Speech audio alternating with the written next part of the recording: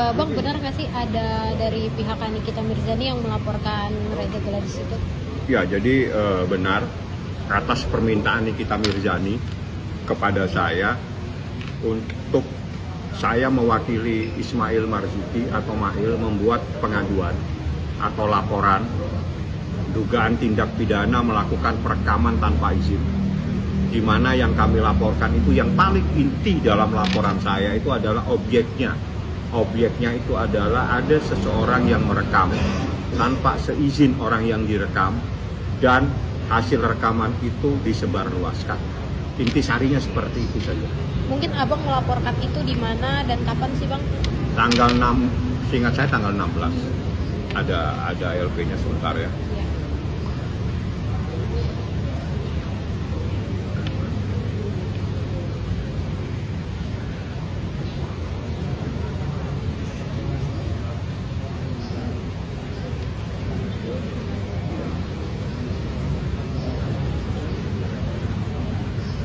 Tanggalnya biar saya nggak salah 16 April.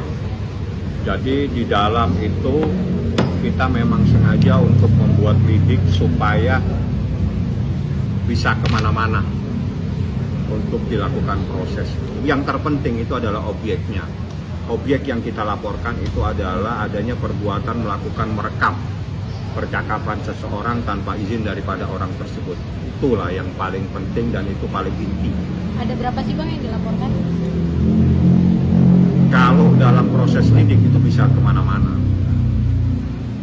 Yang jelas, yang kami jadikan barang bukti itu adalah percakapan yang lagi beredar. Dan itu adalah rekaman dan yang akan dicari nanti siapa yang melakukan yang merekam. Karena berdasarkan Undang-Undang ITE, pasal 31, itu melakukan perekaman itu apabila tanpa izin seseorang itu tidak dibenarkan. Yang dibolehkan melakukan perekaman tanpa izin adalah polisi, jaksa, dan atau institusi yang dibolehkan untuk melakukan perekaman. Yang lain tidak dibolehkan melakukan perekaman tanpa izin. Seperti itu prosesnya. Lebih lanjut saya mohon maaf, saya tidak akan menjelaskan. Karena Anda ingin mendapatkan informasi benar, ada laporan polisi dan yang melapor saya atas permintaan Nikita Mirzani supaya saya melaporkan hal tersebut. Yang kami jadikan sasaran itu adalah objeknya.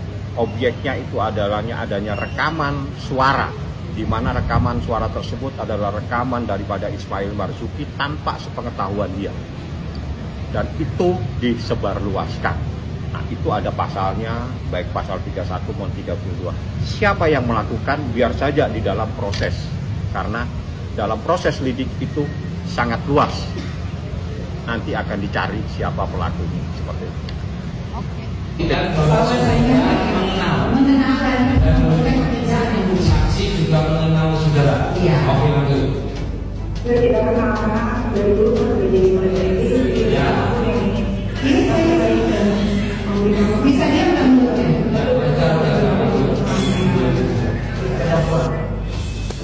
itu yang mulia. Mari kita bahas soal video pernyataan Humas Polda Metro Jaya ini yang kemarin rame di TikTok. Saya udah nonton cuplikan-cuplikan videonya dan mari kita coba bedah satu persatu secara objektif. Penahanan udah ada update terbaru? 2 Mei. Iya, 2 Mei. Oh iya, sekarang masih 21 April. Iya, ada update kami terbaru. cek ya. Oke. Oh, siap. Mohon waktu ya. Oke, siap. Di bagian ini wartawan menanyakan update soal kasusnya Nikita Mirzani, tapi Bapak Humas hanya menjawab singkat ya. Intisarinya beliau mengatakan bahwa ini belum waktunya untuk diinfokan.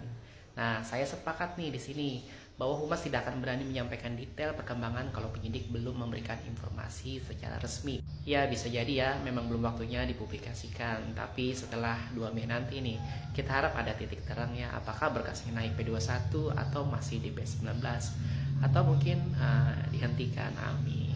Jadi di tahap ini memang ya semua kemungkinan masih terbuka. Cek ya. Oke. Oh, siap. Mohon waktu ya. Oke, siap.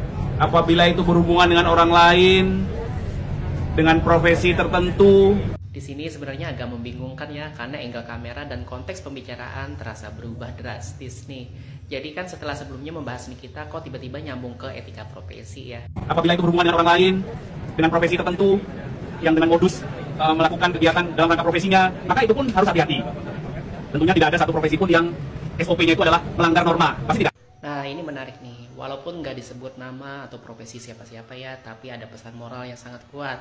Jangan sampai seseorang memanfaatkan profesinya untuk hal-hal yang tidak etis, tapi tetap ya, karena tidak disebut secara eksplisit, kita harus hati-hati nih dalam menarik kesimpulan. Nah, saya pribadi menganggap ini seperti potongan video-video yang sengaja disusun sedemikian rupa agar terlihat nyambung, padahal bisa jadi tidak.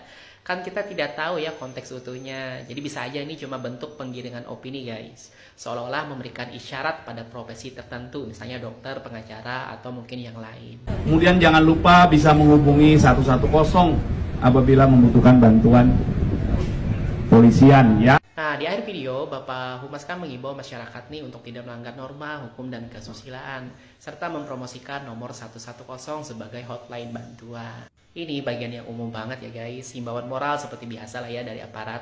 Tapi kalau dikaitkan dengan potongan sebelumnya, menurutku makin jelas ya bahwa video ini tidak secara spesifik menyinggung satu profesi tertentu atau orang tertentu. Jadi sifatnya general aja sih kayaknya. Jadi guys, intinya jangan gampang termakan potongan-potongan video yang bisa mengarah pada pembentukan opini publik terhadap sosok tertentu. Nah, sekarang ini memang sedang marak nih upaya mendiskreditkan tokoh tertentu dengan berbagai cara, termasuk lewat framing video seperti ini nih. Ingat guys, tetaplah kritis, jangan langsung percaya, dan selalu cek konteks secara utuh sebelum membentuk opini. Itu terkait merekam suara tanpa izin ya, sesuai dengan pasal ITE, kalau nggak salah di pasal 31 junto 45 Undang-Undang ITE itu kalau nggak salah ancamannya 10 tahunan. Itu pokoknya di atas 5 tahun lah, kalau saya nggak salah ya. Gitu. Sebenarnya kalau saya melihat ya, penyidik itu kan harus netral ya, juga harus objektif gitu. Dimana ada masyarakat dia merasa dirugikan sehingga menempuh upaya hukum dengan membuat laporan polisi. Tujuan hukum sendiri itu kan dia tujuannya itu kan untuk masyarakat yang dirugikan kan mendapatkan keadilan. Ya toh, kepastian juga kemanfaatan gitu. Jadi kalau misalkan penyidik sudah menerima laporan dan sudah ada bukti yang disajikan, dia harus cepat tanggap juga gitu. Karena kedudukan hukum masyarakat itu kan sama gitu. Equality of the law gitu kan. Equality before the law gitu. Jadi intinya kedudukan masyarakat ini semuanya sama gitu. Nggak mandang mau itu kaya, mau itu miskin gitu kan. Tapi ya sebenarnya masyarakat juga tahu lah ya. Sekarang teknologi canggih ya. Tahulah melalui media sosial proses penegakan hukum itu seperti apa itu. Jadi sudah bisa menyimpulkan gitu. Nah, setiap perkara yang dilaporkan ke pihak kepolisian di mana berpotensi pidana dan unsurnya terpenuhi, maka segera ditindaklanjuti. Kalau misalkan katakanlah ancamannya pasal sebagaimana yang dilaporkan melebihi atau di atas 5 tahun, berarti kan bisa dilakukan penangkapan atau penahanan gitu kan. Berarti menjadi kewenangan penyidik untuk melakukan penangkapan atau penahanan gitu dan segera menindaklanjuti gitu. Terlepas permasalahan yang satu sudah selesai, kan ada permasalahan yang lain yang belum terselesaikan.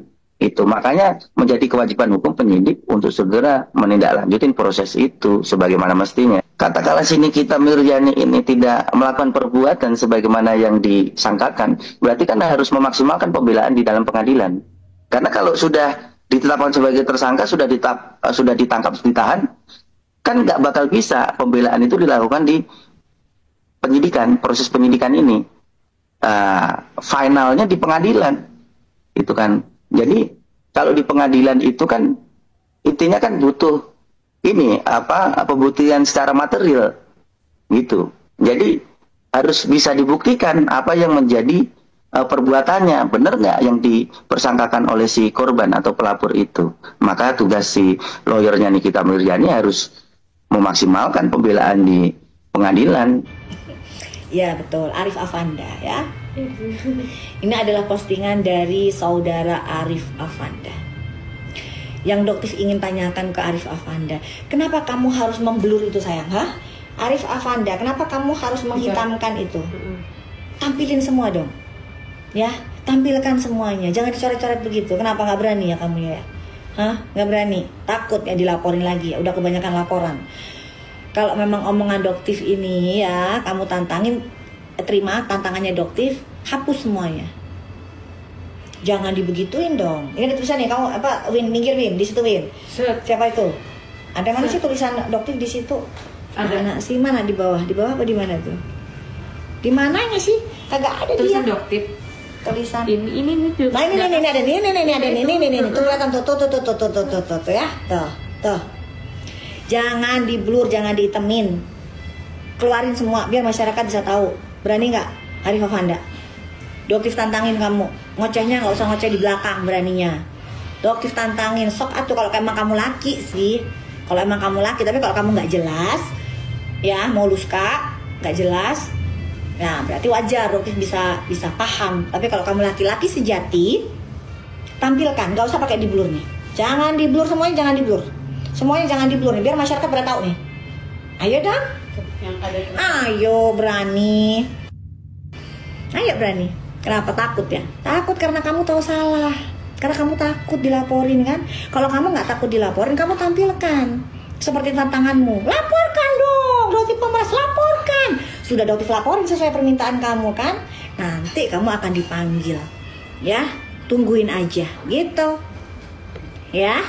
Sekarang ini kenapa kamu belum takut dilaporin kan? Kenapa? Karena kamu nggak bisa mempertanggungjawabkan ini. Gitu guys. Ya, karena dia nggak akan bisa mempertanggungjawabkan. Makanya kalau doktif elegan caranya, nggak kayak preman-preman upik abu begitu. Ya, kalau doktif jelas, jangan pernah ditutup, jangan pernah diblur seperti ini, tampilkan, gitu. Ya, sok atuh. Kan kamu kan udah jelas tuh dapat katanya laporannya pelapor Andreas Henry Situngkir.